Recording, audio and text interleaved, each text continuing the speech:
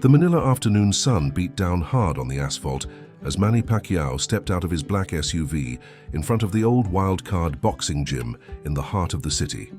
At 45 years old, the legendary Filipino boxer had decided to make a surprise visit to the place where he had begun his professional journey decades earlier. The familiar smell of sweat, leather, and determination still permeated the humid air that escaped through the open doors of the establishment. Wearing a simple white polo shirt and training shorts, Manny watched with nostalgia as the place buzzed with activity. Young boxers worked the heavy bags while trainers shouted instructions in Tagalog and English. The peeling walls and worn equipment told stories of dreams built with clenched fists and determined hearts, exactly as it had been for him so many years ago. The commotion began as soon as the first gym regulars recognized him. Whispers of "Si Manny Pacquiao" echoed throughout the space, but the champion maintained his characteristic humble posture, greeting each person with a genuine smile and warm handshakes. For him, this place represented more than glory. It represented the roots he could never forget. As he walked through the narrow corridors, Manny remembered the times when he would arrive at the gym barefoot and in patched clothes. Every punch thrown in training was a promise to his family that someday they would escape the extreme poverty that haunted them in General Santos City. The echo of his own memories seemed to reverberate off the sweaty walls of the place. The afternoon was taking its natural course when Manny decided it was time to leave. He had promised his wife he would be home for dinner, and Manila's chaotic traffic showed no mercy, not even to former world champions. With one last nostalgic glance at the ring where he had trained so many times, he headed for the exit, never imagining he would encounter something that would completely change the course of that day. As he approached the gym's exit, Manny noticed a hunched figure sitting on the concrete steps at the entrance. The man, appearing to be around 50 years old, wore tattered clothes and held a small cardboard sign with handwritten words. His graying hair was disheveled, and his trembling hands revealed the difficulty he faced staying there, exposed to the intense afternoon heat. Manny's heart raced when his eyes fixed on the thin, tired face of the stranger. There was something familiar about those features marked by time and hardship, something that awakened a distant memory, though he couldn't yet identify it completely. The man kept his eyes down, avoiding eye contact with people entering and leaving the establishment. Manny slowed his pace, observing more carefully. The man's hands, even while trembling, still showed the characteristic calluses of someone who had spent years holding boxing gloves. His shoulders, despite being curved by adversity, maintained the width of someone who had once been an athlete. Small details that would go unnoticed by most people, but for Manny were revealing clues of a shared history. When the man finally raised his eyes to observe the movement around him, Manny felt a shock of recognition pierce through his chest like a precise punch. Those eyes, even clouded by sadness and exhaustion, were the same ones that had encouraged him during grueling training sessions, that had shared dreams of greatness when both were nothing more than young fighters with more will than resources. The name came to Manny's mind like lightning: Arsenio Mabanglo, his old training partner, sparring companion, and one of the most talented boxers he had ever known. 25 years had passed since they last saw each other, and the circumstances of this reunion were devastatingly different from what Manny could have ever imagined.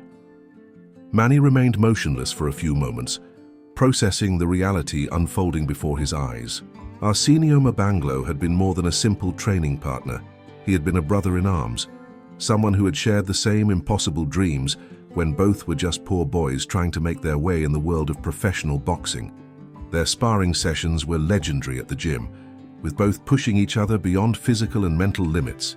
In the 1990s, when Manny was still an unknown flyweight, Arsenio already demonstrated refined techniques that impressed even the most experienced trainers.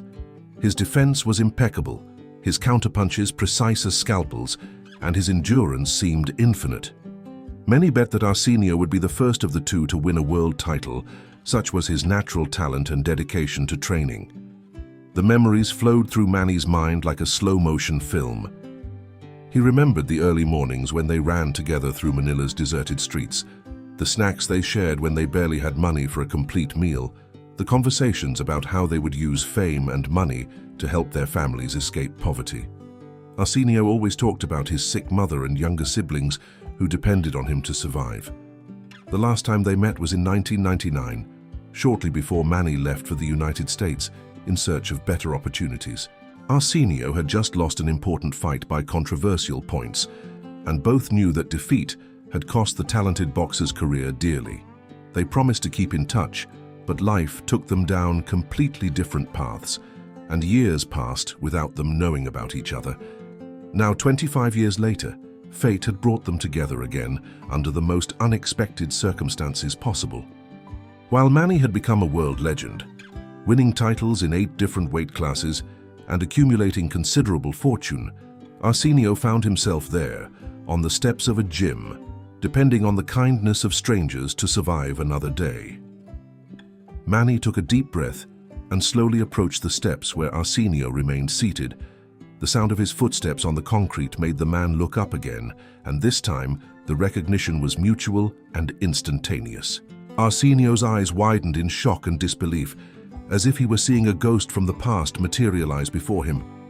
Embarrassment took over Arsenio's tired face, who instinctively tried to hide the cardboard sign and compose himself in the presence of his old fighting companion. His hands trembled even more, not just from physical weakness, but from the devastating shame of being found in that situation by someone who had once been his equal in the ring. The pride that had once sustained him as a boxer had now become his greatest burden. Manny felt a wave of conflicting emotions invade his chest. Anger at the unfair circumstances that had led a talent like Arsenio to that condition. Deep sadness for having lost contact with someone so important in his formation, and an inexplicable guilt for having achieved success while his friend faced this brutal reality. The contrast between their lives had never been as stark as it was at that moment. The movement around the gym continued normally, with people entering and leaving without paying attention to the scene unfolding on the steps. To passers-by, it was just another beggar on Manila's streets, an unfortunately common sight in the Filipino metropolis. No one could imagine that those two men had shared dreams, sweat, and blood in the same rings decades ago. Arsenio made a motion to get up and leave, clearly uncomfortable with the situation, but his movements were slow and hesitant. Manny realized that his old training partner was not only financially destroyed, but also physically debilitated.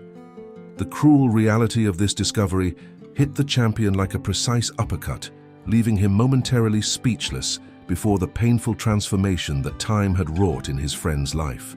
Manny sat down next to Arsenio on the concrete steps, completely ignoring the curious stares from passers-by who were beginning to recognize him. His physical proximity broke the invisible barrier of embarrassment, and for a few minutes, both remained silent, processing the magnitude of that unexpected reunion. The noise of Manila traffic served as a soundtrack for that moment, loaded with unexpressed emotions. Manny's eyes discreetly examined Arsenio's physical condition, noting the significant weight loss, the unnatural pallor of his skin, and the way his clothes seemed too loose for his frail body. It was evident that his old companion was not only facing financial difficulties, but also serious health problems that had contributed to his current state of vulnerability. Arsenio kept his gaze fixed on the ground, his hands still trembling slightly as he held the cardboard sign against his chest. The shame was palpable in every line of his prematurely aged face, and Manny could feel the weight of humiliation his friend carried. No words had been exchanged yet, but communication flowed between them through the mutual recognition of a friendship that time had not been able to completely erase. The afternoon was beginning to give way to early evening, and the lights of the commercial establishments around them began to turn on.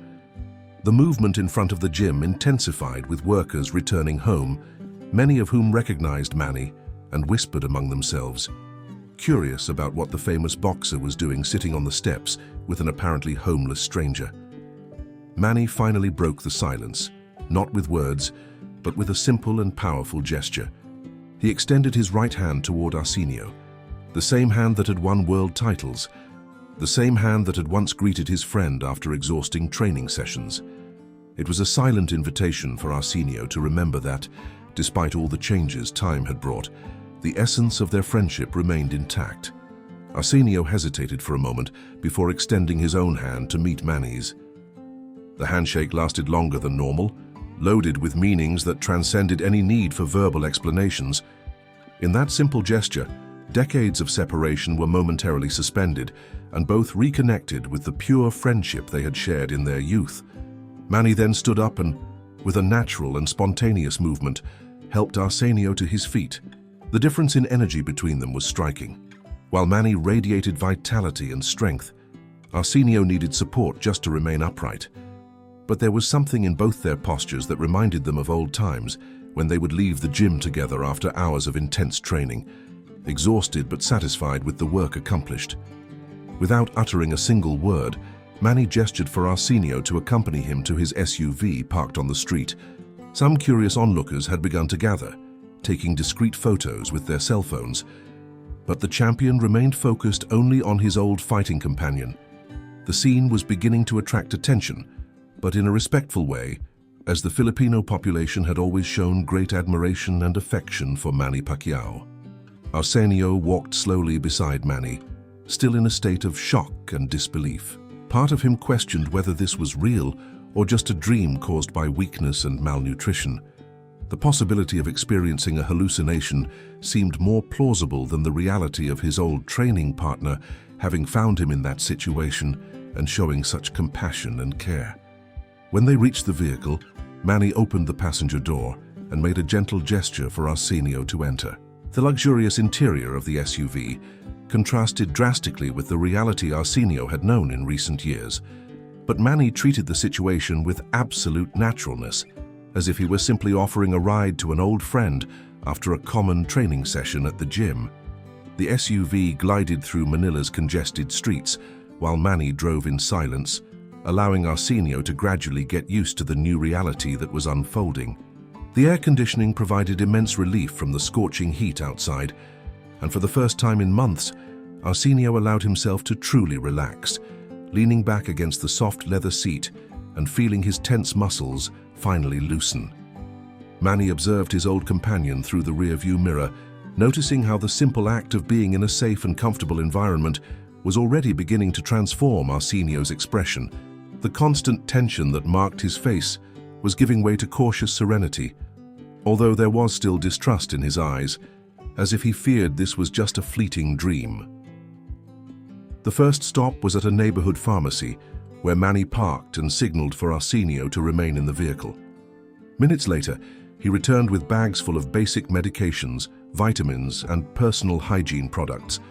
He hadn't asked questions about Arsenio's health condition, but his experience as a professional athlete allowed him to identify signs of malnutrition and possible medical problems that needed immediate attention. The second stop was at a traditional Filipino restaurant, known to Manny since his youth. He ordered a variety of typical dishes to go, making sure to include nutritious soups and foods that were easy to digest for someone who clearly hadn't been eating adequately for a long time. The restaurant owner, recognizing the famous customer, tried to offer the meal for free, but Manny insisted on paying, maintaining his characteristic humble posture. Throughout the entire journey, not a word was exchanged between them, but communication flowed through gestures, glances, and the mutual understanding that only old friends can share. Manny had made a silent decision to help Arsenio, not just that day, but in a way that could restore his dignity and offer him a new perspective on life, honoring the friendship they had built decades ago in Manila's rings. The last stop of the day was at the modest boarding house, where Arsenio had managed to rent a small room weeks earlier, thanks to the kindness of an elderly lady who had taken pity on his situation. Manny personally accompanied his friend to the location, carrying the bags with medications, food, and hygiene products himself. The simplicity of the environment didn't embarrass him. On the contrary, it awakened memories of his own humble childhood. Before saying goodbye, Manny discreetly left an envelope on the small table in the room, along with a card containing his personal phone number. There were no grand declarations or grandiose promises, just a prolonged handshake and a look that communicated more than thousands of words could express. Arsenio remained silent, but silent tears began to roll down his thin face, mixing gratitude, relief, and renewed hope. Meanwhile, on social media, The photos and videos discreetly captured by passers-by during the encounter began circulating rapidly. The images showed Manny Pacquiao sitting next to an unknown man on the gym steps, helping him stand up, walking together to the car, and later at other locations throughout the city. The visual contrast was powerful, but what impressed most was the naturalness and humanity demonstrated by the champion. Speculation about the man's identity and the reason for the help spread like wildfire through Filipino digital media. Various theories emerged, but all converged on the same point. Manny Pacquiao had once again demonstrated why he was considered not just a great athlete, but also a true national hero. His ability to see beyond appearances and treat everyone with dignity and respect deeply touched the hearts of his compatriots. In the following days, the story gained international dimensions when media outlets from other countries began reporting the event. Manny's simple gesture of compassion had transformed into a powerful symbol of humility and generosity, inspiring millions of people around the world to pay attention to those who, like Arsenio, often remain invisible amid the chaos of big cities. Manny Pacquiao's true victory that day hadn't happened in any ring, but on the streets of Manila, where he proved once again that the greatest champions are those who use their strength to lift others up. Weeks later, Arsenio had recovered enough weight and strength to resume small physical activities. The envelope left by Manny contained not only financial resources for his recovery, but also the contact of a specialist doctor and a referral for a job as an assistant at a boxing gym for underprivileged youth. Dignity had been restored through opportunities, not just charity. And that made all the difference for a man who had once been a proud warrior of the Filipino rings. Leave your like and subscribe to our channel so you don't miss the next cases.